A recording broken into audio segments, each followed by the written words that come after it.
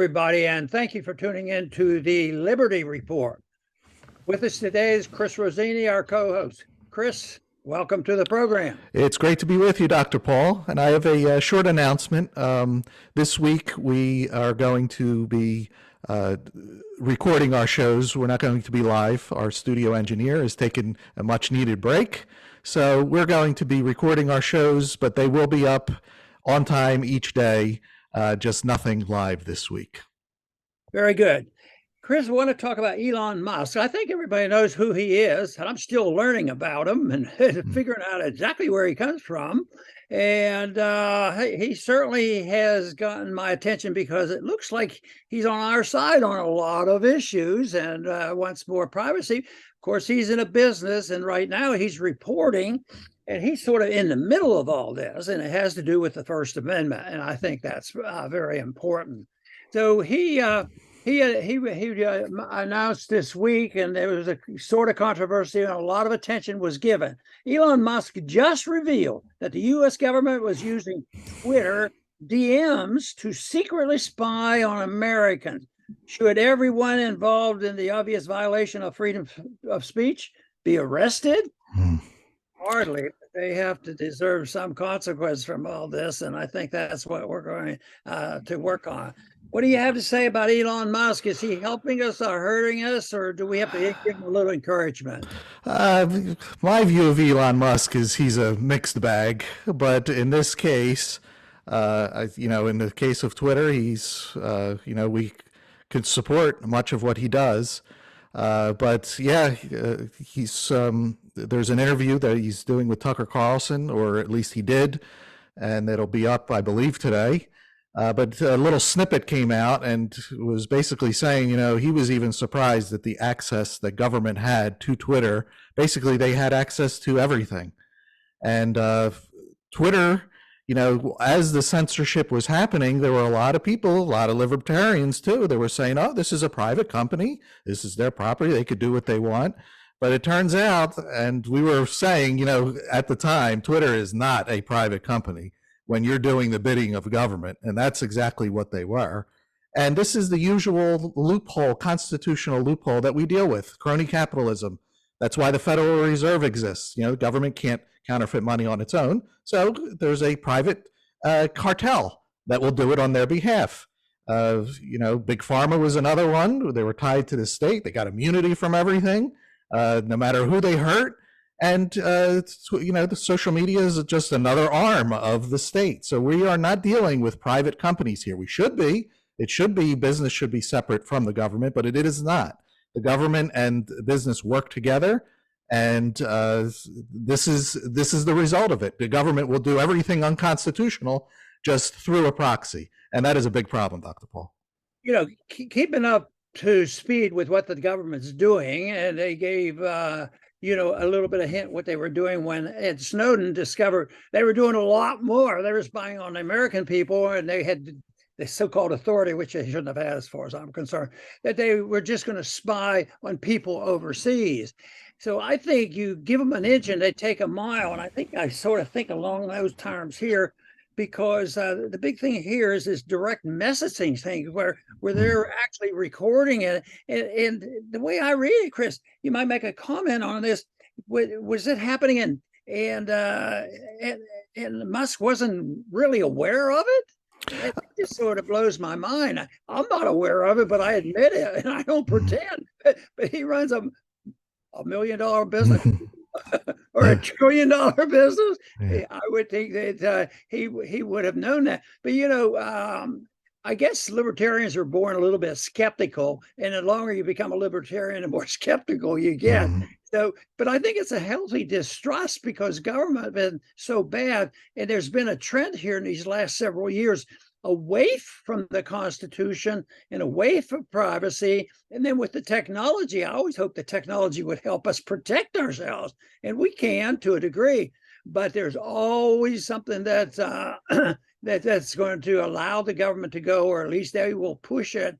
And this to me sounds it's rather serious, but I work on the assumption, and I keep thinking in the last couple of days, what can I do less? Will they be able to be less often?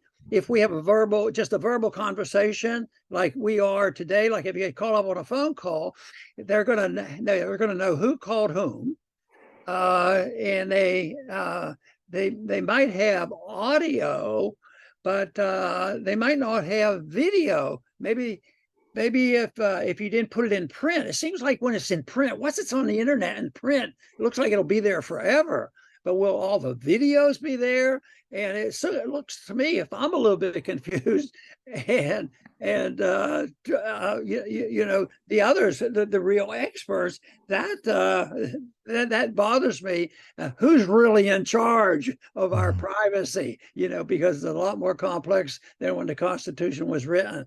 But I think the more we learn about it, but it's an issue that has to be resolved, because some people are absolutely innocent, and then they say the wrong word and they get put on a list and they lose their jobs. They're not political correct. It's that attitude that is so dangerous. And then they have these tools of electronics and all the recordings that they have, and now they have artificial intelligence. My goodness, what's that going to mean?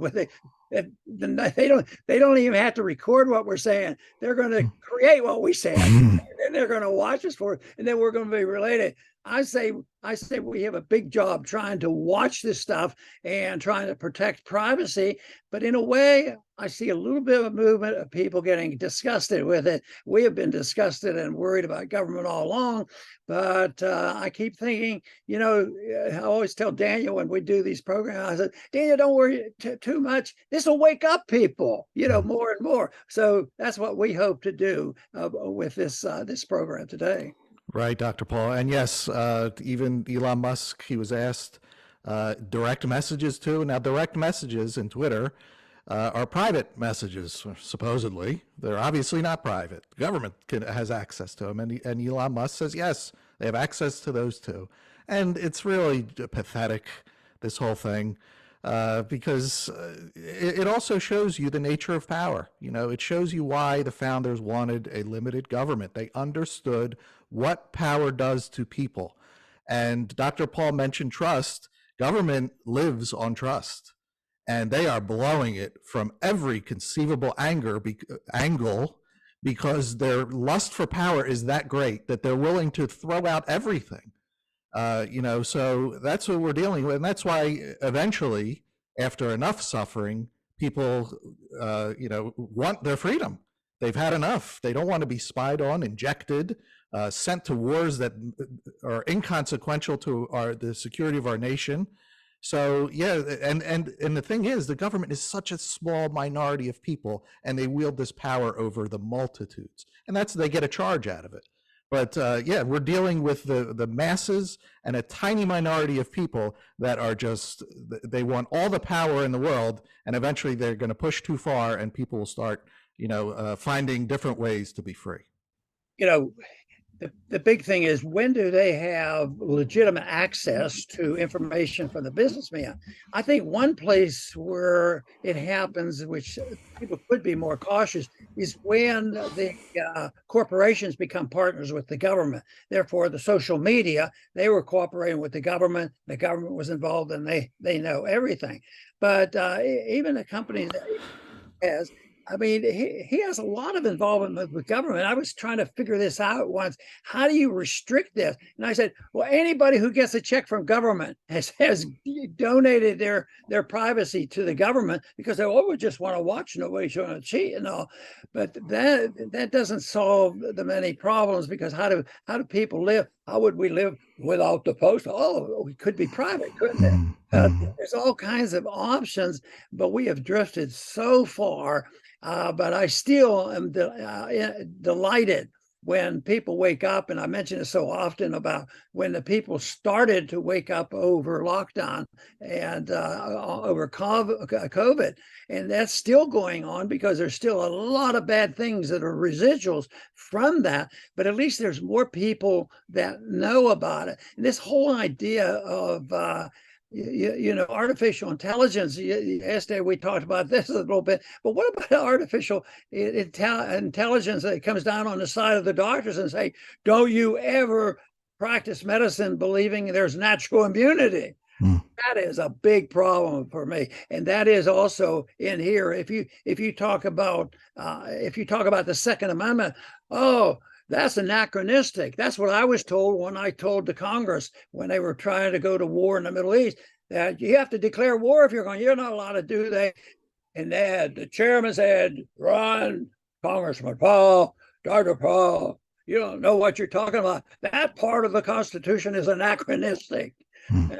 Oh boy, what is that? And I'm afraid the whole Constitution is becoming anachronistic. So I also believe that people who wake up in the true sense of the word and not in this wokeism stuff, that people who know what's going on, we have to do our best to study and understand it, find what the truth is, and strive for that and get people involved. And, even in a short period of time, I think of it as a short period of time since I first went to Congress in 1975, that there's been a movement. Not that I would take any credit for it, but what I'm saying is that things are going on. People are, and the government's getting so bad that people are waking up. So I think that is very good. And an episode like this, if Elon Musk seemed to be a little bit surprised, I think we better wake up. He can't keep tabs on it. So I don't know what to figure on that. Yeah, Dr. Paul, I do have one final thought on this subject. On Friday, Dr. Paul and I did a show on artificial intelligence and made the point that all tools, man-made tools, can be used for good and for bad. And that applies to social media, internet. Everything is being used for bad against us, but the more that people see it and understand it, then the creative juices start flowing. And there are a ton of brilliant people out there. And when they have an incentive to create using the same exact tools for our freedom instead of our enslavement, then there's good stuff that can be on the horizon. Government likes to do things quietly without being exposed, but Elon Musk going on Tucker Carlson is yet another expose of what they're doing. And everybody that watches that, there's a lot of brilliant people who are thinking, you know what, I got to do something about this. I have this knowledge, this technical knowledge, and they will get together with other people and create, some decentralization. So there, as bad as this is, good can come from it. And I believe that good will come from it. So we have another story, it's along the same lines of government and corporations, and Dr. Paul will get into that. Yes, very good. I was fascinated with and continue to be fascinated with this Budweiser, and I don't even drink beer. So, but it looks like Budweiser, very, very big company. I think they make a lot of money. I think I've heard that people really like the beer before last weekend. But wokeism overstepped their bounds, and I find it delightful because here I think this might have awakened the people in the true sense of the word about big companies. If Budweiser's their favorite beer and they're willing to cut it off like that and bring that company down just because they went over the top with this wokeism and this political correctness nonsense, and then they're willing to give up their beer. Wow, I think we're moving along here because I think this is just wonderful that people do wake up. But to me, this thing, Chris, has brought to my attention about the idea of democracy. I think most people in our program today would know that we're not a fond of democracy. The founders were not a fond of democracy. They never used the word democracy. They used the word republic. But there is something about democracy that it's close to democracy, but not a political democracy. And that's when people have a consensus. There was a democratic revolt against COVID, but that is not the democracy that people want. They want absolute democracy because it's the dictatorship of the majority. And as long as you can get enough special interest groups together to gang up against the people who have to pay the bills, then they're going to do it. Well, that's the wicked part of the democracy. But I think this whole thing on the marketplace is where the democracy is. It used to be that every dollar you spent, you were voting. A dollar it's not big enough to spend, so you can't influence anything. No, but when you spend the money, you're really voting, and it's powerful. It's stronger than the profiteering. It's stronger than the labor union, because when people go and spend, this means they're voting for a particular product, and it could be the usefulness of the product, but it also could be a political thing. I was raised at a time when business people steered away from getting too much involved in politics because there was no benefit to it.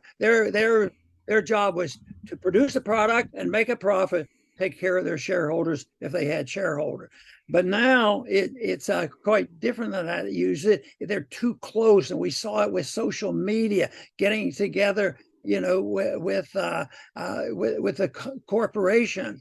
And this is what happened here. This Budweiser got too close, to the political correctness and of wokeism. It changed the advertising, and you wonder, well, were they dumb?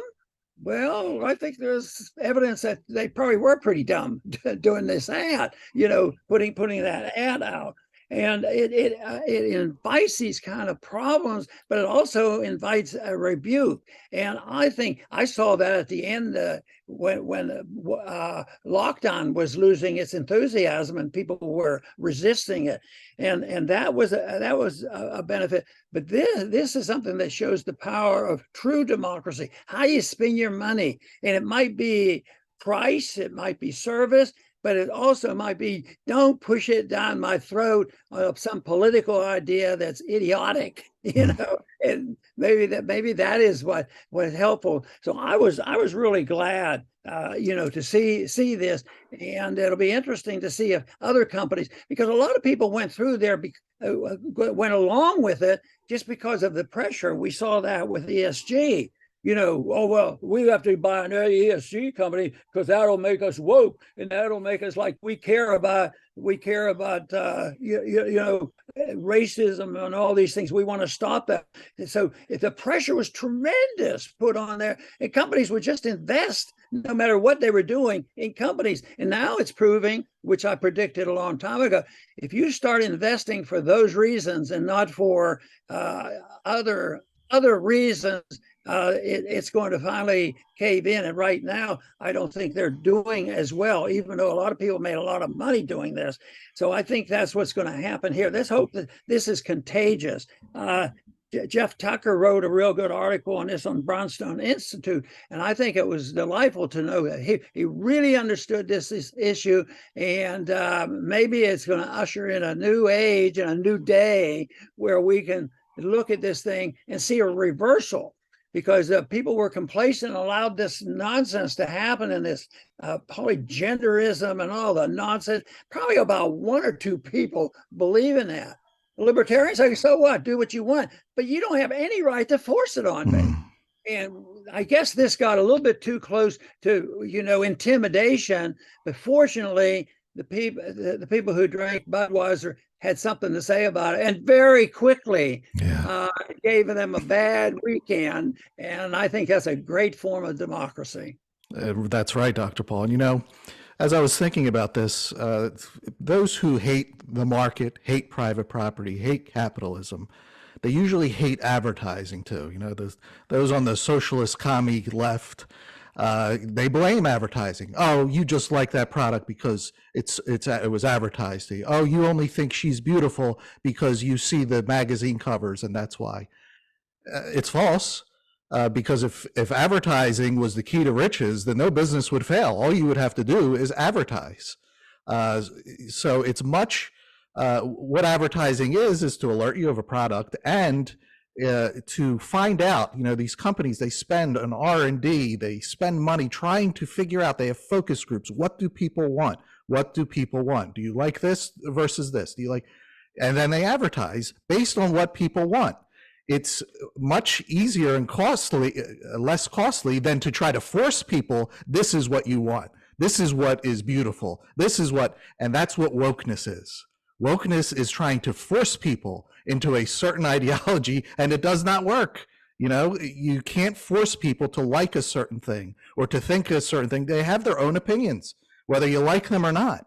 And, you know, this go woke, go broke is true. And that's what's stunning about this is hasn't Bud been paying attention? Those who are going woke are losing money. People do not want this stuff, and yet they do it anyway. And it's shocking because, man, people care about their money. They do not want to lose money, yet this wokeness, they're losing money seemingly on purpose. It's very fascinating. That just shows you how strong this ideology is with these people, that they're willing to throw away fortunes. Instead of having money in their pockets and having people throw their money at you, you're having them run away from you. It's such bad business, but this is that ideology. They hate business, so they're going to destroy business, and they're destroying their own businesses while they do it. You know, one thing about what's going on in the marketplace, and they do really dumb things. If you think about, say, energy legislation from the governor of California, why do they do this? It just wrecks everything. And so much of that happens. Why do they run up these debts? And why do they start wars they can't pay for? And I've come to the conclusion that the one thing that helped me the most is that if you understand Marxism, the old type and the new part, they believe that in order for them to have their paradise, you have to get rid of this nonsense, you know, corporations and marketplaces and, you know, sound money and the Constitution, because you have to have chaos in the streets. I'd say they're doing pretty good. And then you say, well, you mean you don't think they're dumb? Yeah, they're probably dumb, but they're also quite satisfied. I mean, why should the people put up with somebody gets arrested 27 times in 2 days, and then they never put him in prison, and then he's back on the street killing people? I mean, it makes no sense. And I keep thinking, well, how could I apply that to this? And the one thing is they put a rule out here. The individual that did it probably thought she was real smart and she wanted some bragging points. That might have been the biggest motivation, and really was naive enough to believe that the country was ready for her. But it also means, what if it happened that she was really into this stuff of cultural Marxism? The cultural Marxists aren't giving up their wealth and their privileges. It's you that has to give them up. So, but if they say, well, you know, what could we do in this advertising thing to cause more chaos? And if we could get people really confused about what's going on with the beer, maybe they'll be fighting among themselves. The results were not quite different, but maybe they were just looking for chaos. And so I think so often there's always chaos. You can't argue about that. The thing of it is, you never know exactly what has been the motivation for them to do those so many dumb things and have all these unintended consequences. Accidents happens and beyond their control. And that is why a free society and individualism is so much better. Does that mean the individual is going to take perfect care of oneself and the family? No, that's going to be a problem. But what happens if these scoundrels get into government and then they start running an entire state? And what if they want to run the whole country? And then they want to go, well, we'll move up to the World Bank and the IMF, and we'll really conquer the world.